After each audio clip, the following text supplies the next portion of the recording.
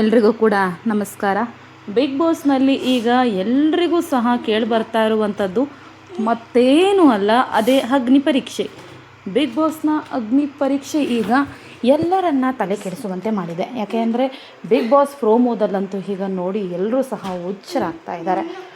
ಒಂದು ಕಡೆ ಜಡ್ಜಸ್ನ ಫೋಟೋವನ್ನೇ ಹರಿದು ಹಾಕಿ ನೀವು ಈ ಶೋಗೆ ಲಾಯಕ್ಕಿಲ್ಲ ಅಂತ ಹೇಳುವಂತಹ ಮಾತುಗಳು, ಗಿನ್ನಿಸ್ ರೆಕಾರ್ಡನ್ನೇ ಇರುವಂತಹ ಬುಕ್ ಒಂದು ಸರ್ಟಿಫಿಕೇಟನ್ನೇ ಅರೆದು ಹಾಕುವಂಥದ್ದು, ಹಾಗೆ ನೀವು ಸೆಲೆಕ್ಟ್ ಆಗೋದು ನನಗಿಷ್ಟ ಇಲ್ಲ ಅಂತ ಹೇಳಿ ಮುಖದ ಮೇಲೆ ಮಾತನಾಡುವಂತಹ ಶೈಲಿ ಎಲ್ಲವೂ ಸಹ ಬಿಗ್ ಬಾಸ್ನಲ್ಲಿ ಕುತೂಹಲವನ್ನು ಹುಟ್ಟಿಸ್ತಾ ಇದೆ.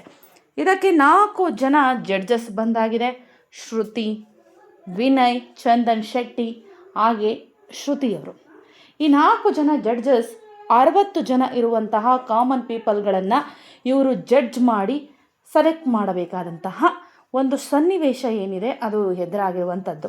ಈಗ ಬಿಗ್ ಬಾಸ್ ಮನೆಯಿಂದ ಎಲ್ಲ ಸ್ಪರ್ಧಿಗಳು ಸಹ ಯಾವ ರೀತಿಯಾಗಿ ತಯಾರಾಗಿ ಬಿಗ್ ಬಾಸ್ ಮನೆ ಒಳಗೆ ಹೋಗ್ತಾರೆ, ಬಿಗ್ ಬಾಸ್ ಮನೆ ಒಳಗೆ ಹೋಗಿ ಯಾವ ರೀತಿ ಎಂಟರ್ಟೈನ್ಮೆಂಟನ್ನು ಮಾಡ್ತಾರೆ ಅನ್ನೋದಕ್ಕಿಂತ ಹೆಚ್ಚಾಗಿ ಅಗ್ನಿ ಪರೀಕ್ಷೆಯಲ್ಲಿ ಗೆದ್ದು ಬಿಗ್ ಬಾಸ್ ಮನೆಗೆ ಯಾರು ಹೋಗ್ತಾರೆ ಅನ್ನುವಂಥದ್ದು ತುಂಬ ಕ್ಯೂರಿಯಾಸಿಟಿಯನ್ನು ಹುಟ್ಟು ಹಾಕಿದೆ.